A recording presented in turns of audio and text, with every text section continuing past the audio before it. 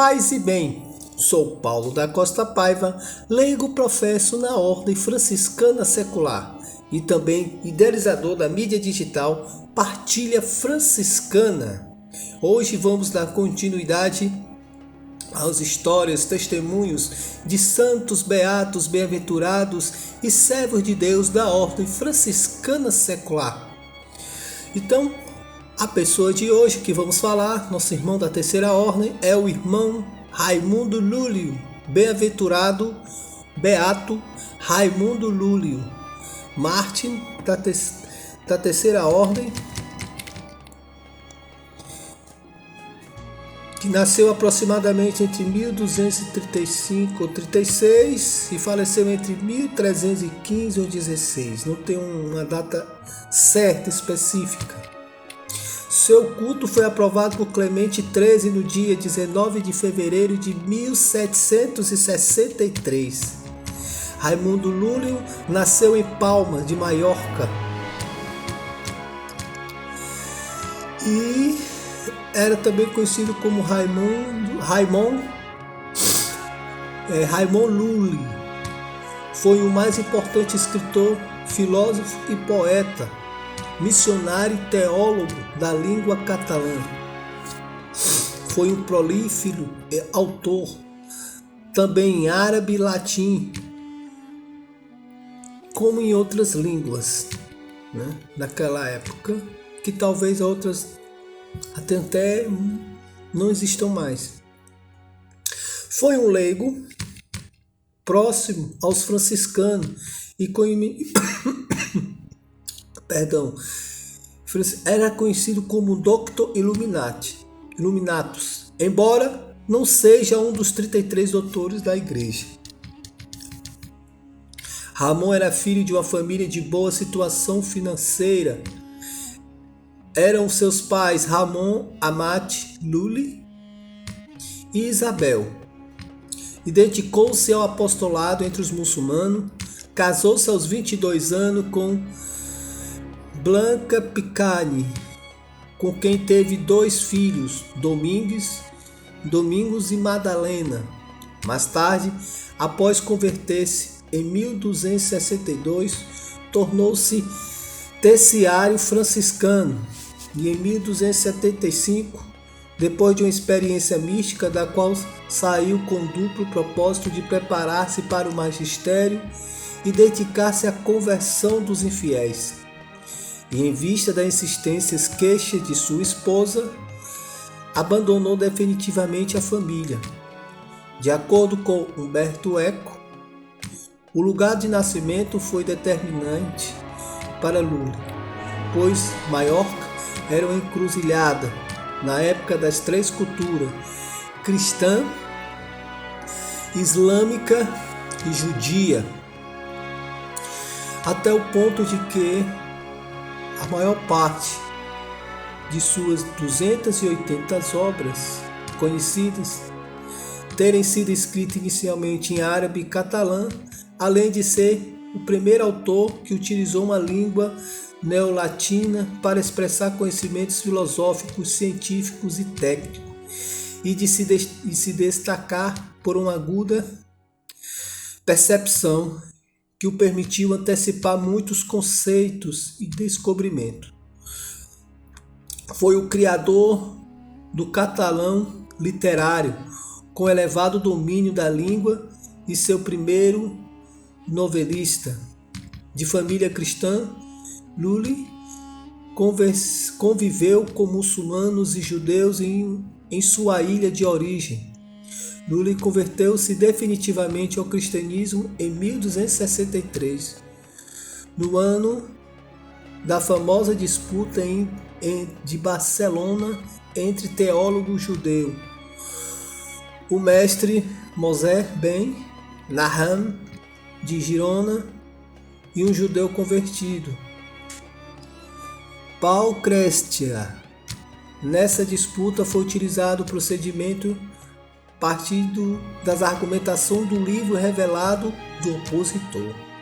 A partir dessa época, os apologetas cristãos passaram a estudar em profundidade os textos islâmicos e judeus, mas Lully seguiu em uma outra vertente, em seu diálogo interreligioso motivado pela tentativa missionária de conversão do infiel. Preferiu partir do que ele chamava de razões necessárias. É o que desenvolve, por exemplo, em um livro do Gentil e dos Três Sábios.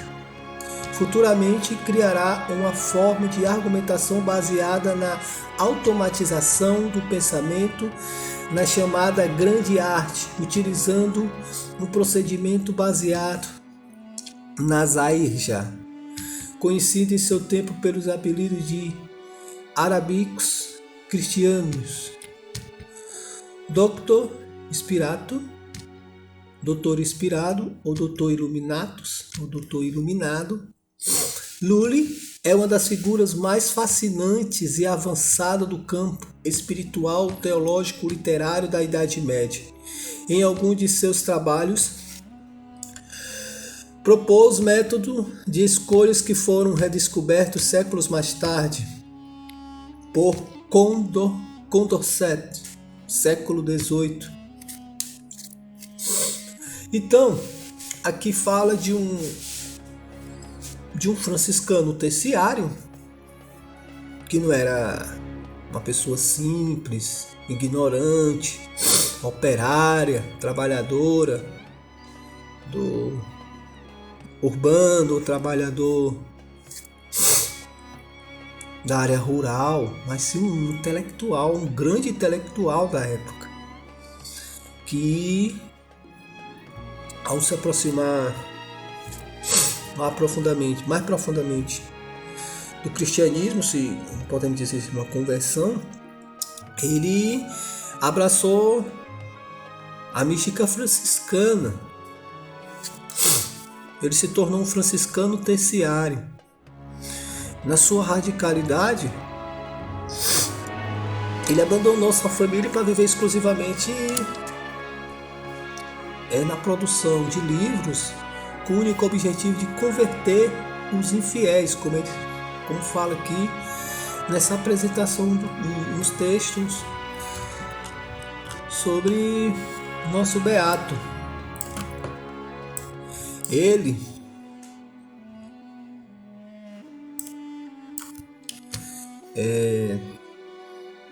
tinha altos diálogos de profunda intelectualidade com judeus, com muçulmanos. Por isso que ele era considerado um verdadeiro doutor, não reconhecido pela igreja, mas suas obras foram muito estudadas, anos, séculos posteriormente, até hoje muita gente tem acesso a esses livros, né? Mas que deixou a sua marca, né?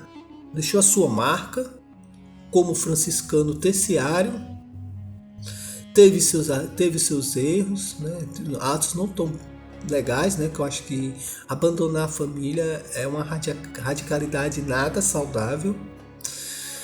Mas cada um tem sua história, né?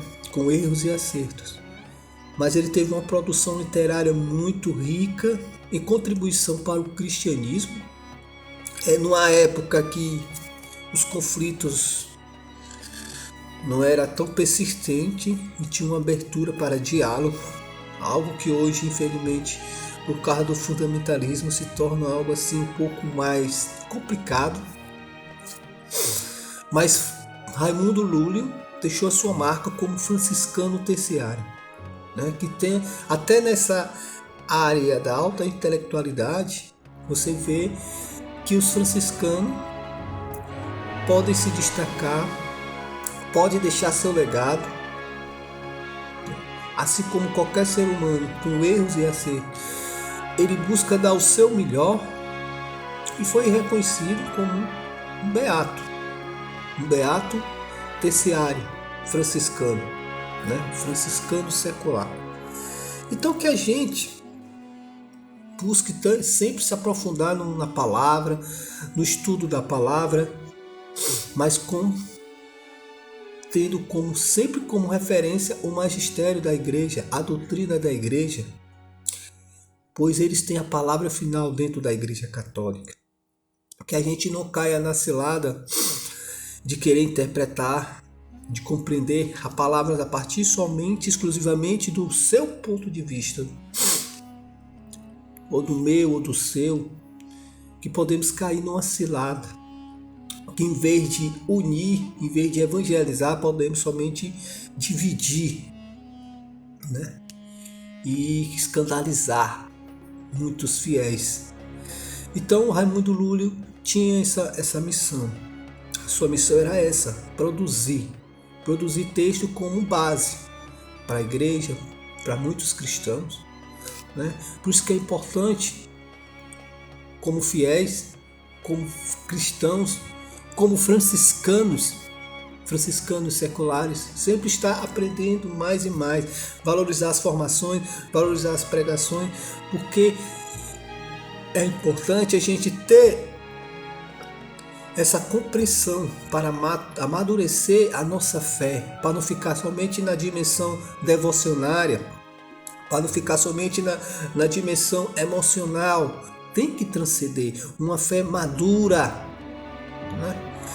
Então, assim como Raimundo Lúlio, busquemos também nos dedicar a estudar.